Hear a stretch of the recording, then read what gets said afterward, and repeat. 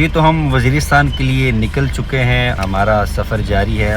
کوشش یہ ہوگی کہ وزیرستان جا کر آپ کو وہاں کی عید ہم دکھا سکیں، وہاں پہ لوگ کس طرح عید مناتے ہیں۔ کہا جاتا ہے کہ عید کا مزہ اپنے آبائی علاقے میں زیادہ ہوتا ہے، وزیرستان کے باسی بھی یہی سمجھتے ہیں، لہٰذا ہم نے بھی سوچا کہ عید الفطر اپنے آبائی گاؤں مبارز خیل شیوا شمالی وزیرستان میں منائی جائے، اور یقین جانیں جو روح کو سکون اپنے علاقے میں ملتا ہے وہ سہولت پردیس میں کہاں میسر۔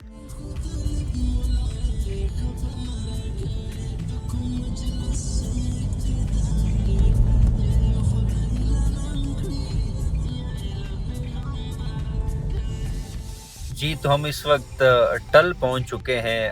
ٹل وہ شہر ہے جہاں پر نارتھ وزیرستان کے جو زیادہ تر لوگ ہیں وہ یہاں پر شاپنگ کرنے آتے ہیں۔ بچپن میں ہم بھی یہاں پہ کافی آیا کرتے تھے، خاص طور پر جو ہمارے وزیرستان کے لوگ ہیں وہ یہاں پہ بنو بیف پلاؤ ملتا ہے، جس کو بنو سئی پلاؤ کہتے ہیں، اسے کھانے کے لیے بہت دور دور سے آتے ہیں۔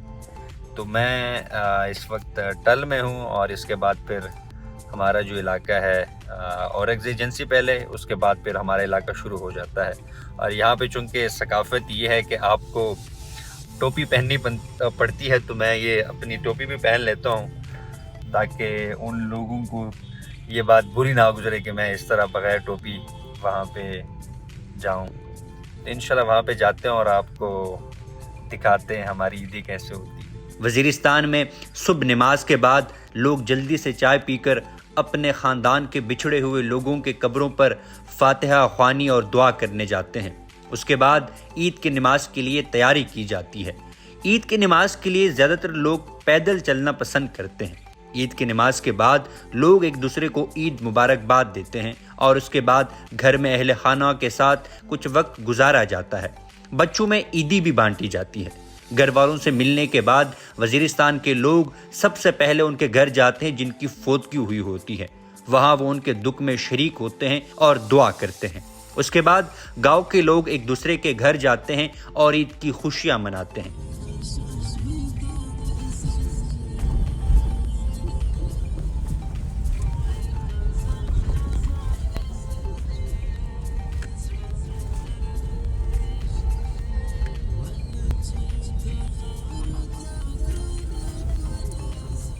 یہ ہمارے گھر کے ساتھ قریب ہی ہے یہ دریا، اور جب میں آیا تو یہاں پہ جو بچپن کی یادیں ہیں وہ تازہ ہو جاتی ہے۔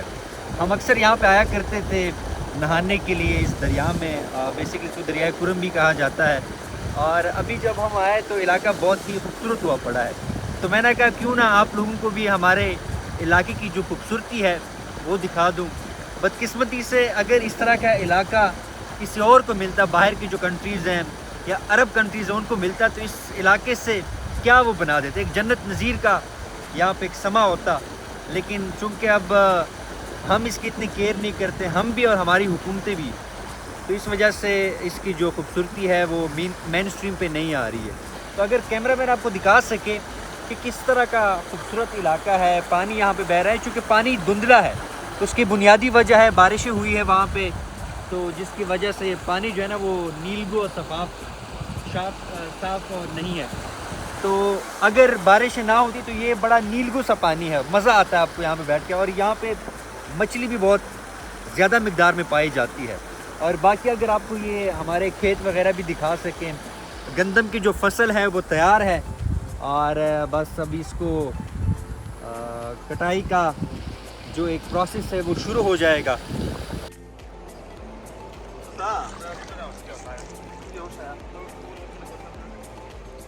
مہمانوں کی چائے اور مٹھائیوں سے مہمان نوازی کی جاتی ہے۔ اس کے بعد تقریباً 10 بجے کے قریب دوپہر کا کھانا کھایا جاتا ہے، اور اکثر عید کے دن گھروں میں پلاؤ بنایا جاتا ہے۔ پہلے دن لوگ زیادہ تر وقت ملاقاتوں میں گزارتے ہیں، جبکہ دوسرے اور تیسرے دن سیر کے لیے مختلف مقامات جایا جاتا ہے۔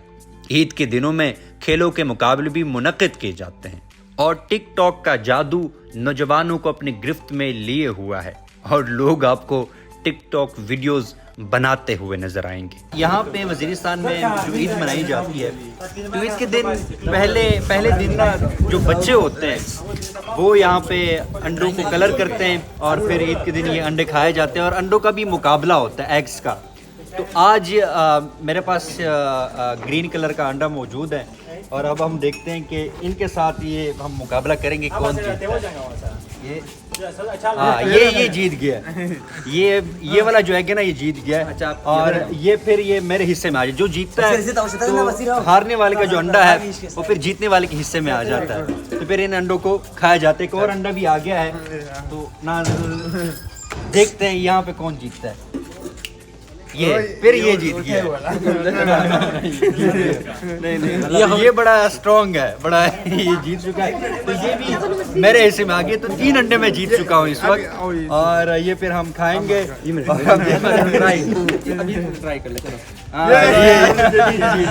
اب یہ مجھے ان کو دینا پڑے گا۔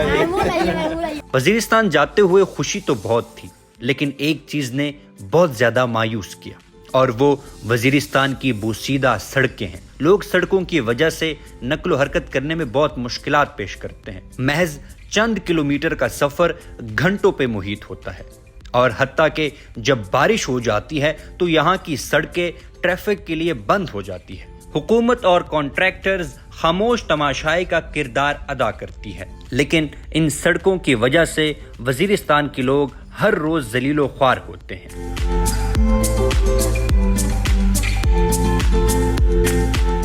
بچپن میں اس بچے کی طرح ہم بھی شکار کرنے کے لیے اپنے کھیتوں میں شکار کرتے تھے۔ اس بچے سے جب ہم نے پوچھا کتنے پرندے شکار کیے تو اس کا جواب ایک پرندے کا تھا۔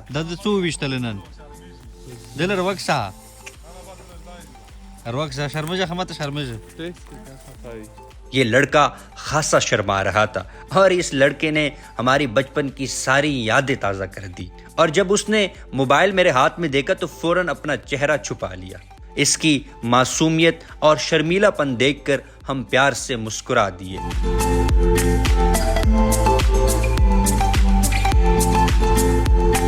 وزیرستان قدرتی خوبصورتی سے مالا مال ہے لیکن بدقسمتی سے بدامنی اور انڈر ڈیولپمنٹ نے اس کا حسن اس سے چھین لیا ہے۔